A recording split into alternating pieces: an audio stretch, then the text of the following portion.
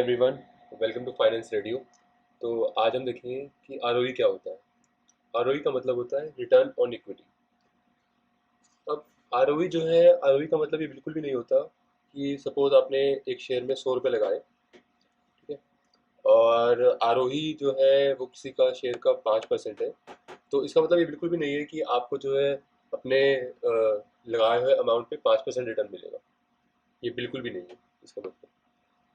ठीक है, तो आरओई एक्चुअली में होता क्या है और इसकी इम्पोर्टेंस क्या है और इसको निकालते कैसे हैं, तो आज हम ये देखेंगे।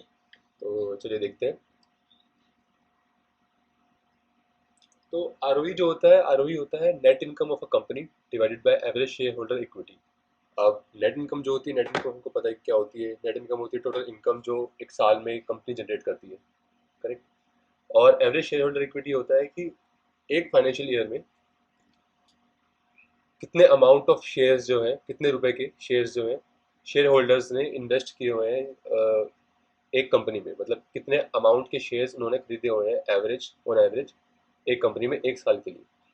ठीक है, वो होता है एवरेज शेयर होल्डर इक्विटी।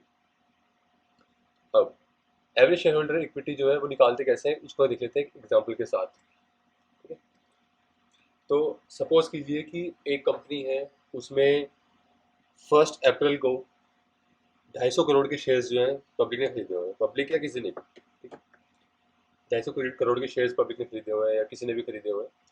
और by the end of the year, that is 31 मार्च अगले साल का, तब तक 150 करोड़ के शेयर जो हैं खरीदे हुए हैं किसी ने भी कंपनी के अंदर। ठीक है, तो एवरेज शेयर होल्डर इक्विटी क्या होगा, 250 प्लस 150 डिवाइडेड बाई 2। तो एवरेज निकालते हैं हम लोग, तो ये आ जाता है 200 करोड़। तो दैट मीन्स कि एवरेज शेयर होल्डर इक्विटी जो है उस कंपनी की 200 करोड़ है। ठीक है, तो अब आप सपोज करिए कि एक कंपनी की इनकम जो है एक साल की, उस साल की जिस साल का हमने एवरेज निकाला है, उस साल की इनकम जो है उस कंपनी की थी 100 करोड़। तो अब आरओई का फॉर्मूला क्या होता है, net income divided by average share holder equity. Net income हम मान रहे हैं कि 100 करोड़ है, और हमने देखा कि एवरेज शेयर होल्डर इक्विटी उस साल की थी 200 करोड़। ठीक है, तो ये आ जाता है 0.5, जो कि हो जाता है 50%। ठीक है, अब 50% आरओई क्या ये बताता है कि ये कंपनी बहुत अच्छी है? क्या ऐसा ज़रूरी है?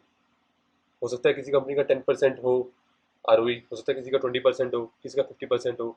तो क्या आरओई ये बताता है कि 10% जो है किसी कंपनी का आरओई वो कम अच्छी है अगर किसी का 20% आरओई है? तो ऐसा नहीं होता। इसको हम एक एग्जाम्पल के साथ देखते हैं कि ऐसा क्यों नहीं होता।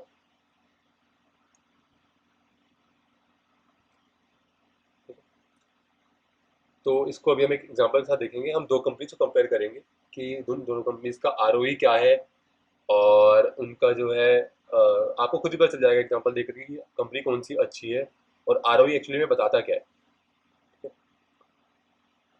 तो सपोज कीजिए दो कंपनीज हैं, हम ले रहे हैं फाइनेंशियल ईयर 2021-22, और उसमें जो है दो कंपनीज हैं, कंपनी वन और कंपनी टू। ओके, तो कंपनी वन जो है उसका टोटल एसेट्स जो है वो 1000 करोड़ के। okay? ये अज्यूम कर रहे हैं हम।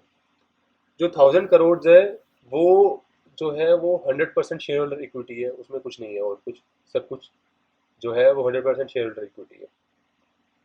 ओके, और नेट इनकम जो है उस कंपनी की वो है 50 करोड़। ये हमने सपोज करी है। तो आरओई हो गया इस हिसाब से नेट इनकम डिवाइडेड बाय जो टोटल एसेट थे, और टोटल एसेट में 100% शेयर होल्डर इक्विटी थी उसकी। तो एवरेज शेयर होल्डर इक्विटी इस केस में हो जाएगी 1000 करोड़, करेक्ट। तो इसका आरओई आ गया 5%। अब एक कंपनी टू लेते हैं हम लोग।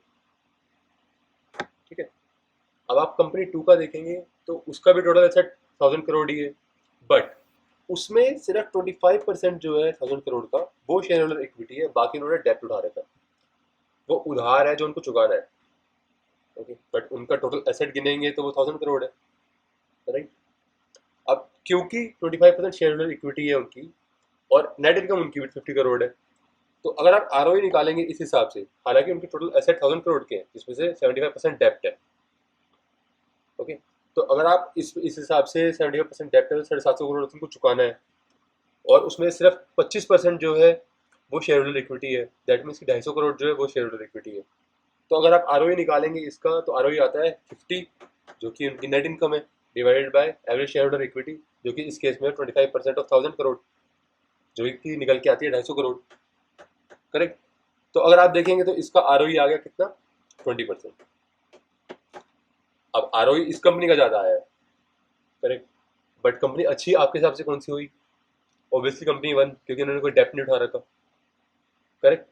तो इसका मतलब ये है कि आरओई जो है वो ये नहीं बताता है कि कंपनी अच्छी है या खराब है। ओके।